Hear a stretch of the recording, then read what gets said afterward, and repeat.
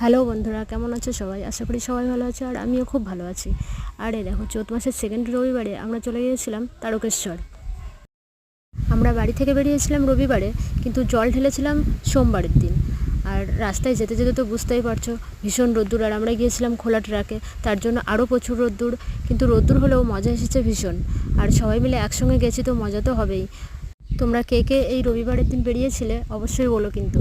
আর আমরা তো বেরিয়েছিলাম রবিবারের দিন, তখন আবহাওয়া খুব একটু নর্মাল ছিল, কিন্তু বেলা যত হলো বেলার দিকে ভীষণ রোদ্দুর বেরিয়েছিল। কিন্তু রোদ্দুর হলেও খোলা গাড়িতে রোদ তো লাগছিলোই, কিন্তু আনন্দও হচ্ছিলো ভীষণ পরিমাণ। আমি এই ফার্স্ট টাইম গিয়েছিলাম তারকেশ্বর, এর আগে কখনো যাইনি।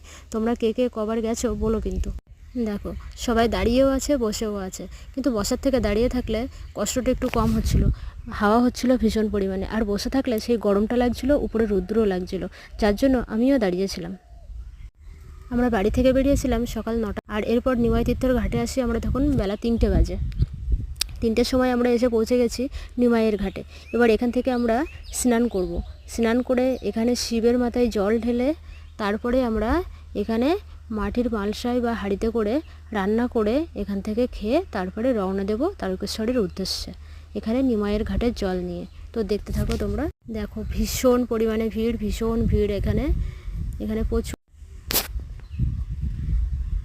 এখানে কিন্তু আমরা এসেছি, এখানে বাড়ি থেকে জ্বালানি নিয়ে আসতে হয়েছে, নিয়ে এসে এখানে রান্না করে খেতে হবে। আর এখানে যে মাটির হাঁড়িগুলো দেখছো এগুলো এখানে পাওয়া যায়।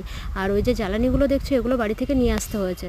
বাড়ি থেকে যখন আমরা গাড়িতে করে বেরিয়েছিলাম তখন আমরা জ্বালানিগুলো নিয়ে বেরিয়েছিলাম বাড়ি থেকে, আর এগুলো দিয়েই এখানে রান্না হবে। আর এখানে যে মাটির হাঁড়িগুলো দেখছো এগুলো এখানে কিনতে পাওয়া। এখানে আসতে গেলে কিন্তু অবশ্যই জ্বালানিগুলো সাথে করে নিয়ে আসতে হয়। তারপরে এই যে দেখছো, যে যার মতো সব বাড়ি থেকে আতপ চাল বাড়ি থেকে নিয়ে এসছে। আর ওই যে উনুনগুলো দেখছো ইটের, এগুলো এখানে বানানোই থাকে, এখানে বানানো থাকে। ওই হাঁড়িগুলো কিনে এখানে রান্না করতে হয়। দেখো, প্রচুর লোক, প্রচুর লোক। এখানে যে ঘরগুলো দেখছো এর জন্য এখানে ভাড়া দিতে হয়, ভাড়া দিয়ে ওখান থেকে মাটি। দেখো, প্রচুর ভিড় এখানে, প্রচুর ভিড়, প্রচুর। এটা আমার মা রান্না করছে। মার তো ভিডিও ক্লিপটা নেওয়া হয়নি, যার জন্য ভিডিওটা দেখাতে পারলাম। এখানে কয়েকটা দাদারা রান্না করছে। দাদারা দেখো কত বড় হাঁড়িতে রান্না করছে, আর সবজিগুলো সব বাড়ি থেকে কেটে ধুয়ে নিয়ে এসেছে, ধুয়ে নিয়ে এসে তারপরে রান্না করছে। তারপরে আমরা চলে গেলাম গঙ্গায় গিয়ে স্নান করে নিলাম।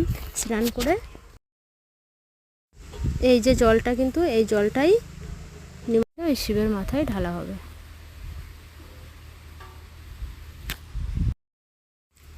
আমরা যখন স্নান করছিলাম তখন কিন্তু জলটা প্রচুর কাছে চলে এসেছিলো, কারণ তখন জোয়ার এসেছিলো, জোয়ারে জলটা অনেকটাই কাছে চলে এসেছিলো।